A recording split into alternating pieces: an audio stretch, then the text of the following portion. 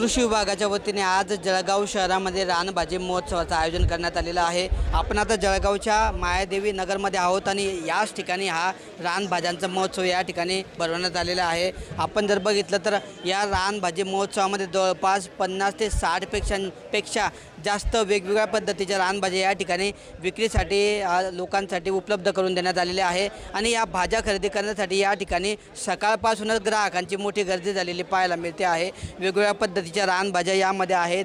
आपण ज्या भाज्यांची नावं कधी ऐकली नसतील किंवा बघितली नसतील अशा अनेकशा भाज्या, अशा दुर्मिळ भाज्या या रानभाजी महोत्सवामध्ये पाहायला मिळत आहेत आणि या भाज्यांचं महत्त्व म्हणजे या कुठल्याही खतयुक्त नसतात किंवा कुठलीही फवारणी या ठिकाणी झाली नसते। या थेट जंगलातून या ठिकाणी विक्रीसाठी उपलब्ध होत असतात। त्यामुळे या रानभाज्यांचं मोठं औषधी गुणधर्मसुद्धा या ठिकाणी पाहायला मिळतात। ओएसिस फर्टिलिटीच्या तज्ज्ञांनी IVF उपचार पद्धतीद्वारे 1 लाखांहून अधिक जोडप्यांना मातृत्व प्राप्तीचा आनंद दिला आहे। मोफत अपॉइंटमेंट बुक करण्यासाठी आजच संपर्क साधा। आणि त्याच कारणामुळे या रानभाज्या खरेदीसाठी या ठिकाणी ग्राहकांनी मोठी गर्दी केल्याचं पाहायला मिळतं आहे। आंबाडी असेल, किल्लू असेल, कंटुरले असतील, चिवय असेल किंवा बांबूची भाजी असेल, चवळी डिरे असतील, अशा वेगवेगळ्या पद्धतीच्या भाज्या या ठिकाणी विक्रीसाठी दाखल झालेल्या आहेत आणि त्या भाज्या खरेदी करण्यासाठी या ठिकाणी ग्राहकांनी मोठी गर्दी केल्याचं पाहायला मिळतं आहे। आपल्यासोबत या ठिकाणी काही ग्राहक आहेत। काय सांगाल काका, तुम्ही आज या महोत्सवामध्ये आले, कसं वाटतंय? फार चांगले आहे। हा उपक्रम व्हायला पाहिजे। त्याला कारण असं आहे की लोकांना ह्या रानभाज्यांच्याबद्दल काही माहीत नाही आहे। शहरी लोकांना, ग्रामीण लोकांना याची माहिती आहे। बरेच मंडळी असे आहे की त्यांना ही कोणती भाजी आहे, किल्लूची आहे का शेवग्याची आहे, ते लक्षात येत नाही। पण त्याची ओळख होण्यासाठी याची गरज आहे, म्हणून हा उपक्रम कृषी विभागाने जो राबवला आहे तो फार चांगला आहे असं आम्हाला शहरी लोकांना वाटतं आहे। एका दिवसासाठी हा उपक्रम आहे, कायम झाला पाहिजे असं वाटतं? हां, वर्षातून 2दा तरी हा मॅनेज व्हायला पाहिजे।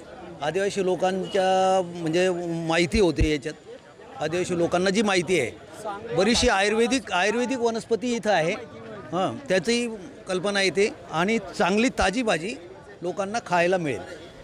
तर या ठिकाणी काही गृहिणीसुद्धा आपल्यासोबत आहेत। काय सांगाल, या ठिकाणी तुम्ही रानभाजी महोत्सवामध्ये आलेले आहेत, काय वाटतं या रानभाजी महोत्सवाबद्दल? काय तुम्ही भाज्या खरेदी केल्या? रानभाजी महोत्सव हा आपल्यासाठी म्हणजे आरोग्यासाठी पण खूप महत्त्वाचा आहे, कारण आजकाल आपण ओरिजिनल तसं काही खात नाही। फळं असो की भाज्या असो, सगळ्या हायब्रिड पद्धतीने पिकवलेल्या असतात। नॅचरल पद्धतीने आपल्याला किंवा ज्या भाज्या आहेत त्याच्यातून आपल्याला औषधी पण मिळू शकतात। त्यासाठी अशा पद्धतीच्या भाज्या आपण खाल्ल्या पाहिजे, ज्या आजकालच्या मुलांना माहितीसुद्धा नाही आहेत। तर त्यांनासुद्धा या भाज्यांची ओळख व्हावी म्हणून हा महोत्सव किमान वर्षातून 3दा 4दा जसं शक्य होईल तसं राबवला गेला पाहिजे, म्हणजे मुलांना पण त्याची माहिती होईल आणि या भाज्या खाल्ल्याने आपल्याला इतर औषध उपचार करायची पण गरज पडणार आणि वेगवेगळ्या आजारांना आपल्याला सामोरं जावं लागणार नाही। तर कृषी विभागाच्या वतीने हा महोत्सव जो आहे तो एका दिवसापुरता न घेतला जाता फक्त प्रसिद्धीसाठी किंवा फोटोसाठी या महोत्सवाचं आयोजन केलं जाऊन आहे।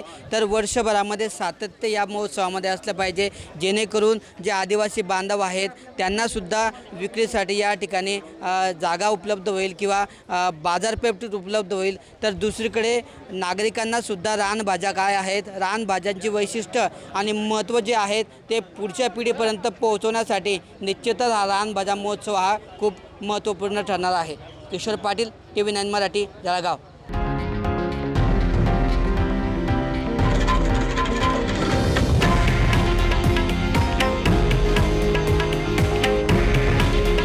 हे आहे देशातील नंबर 1 न्यूज नेटवर्क आणि आपण पाहत आहात TV9 मराठी। काळजी तुमची, हित महाराष्ट्राचं।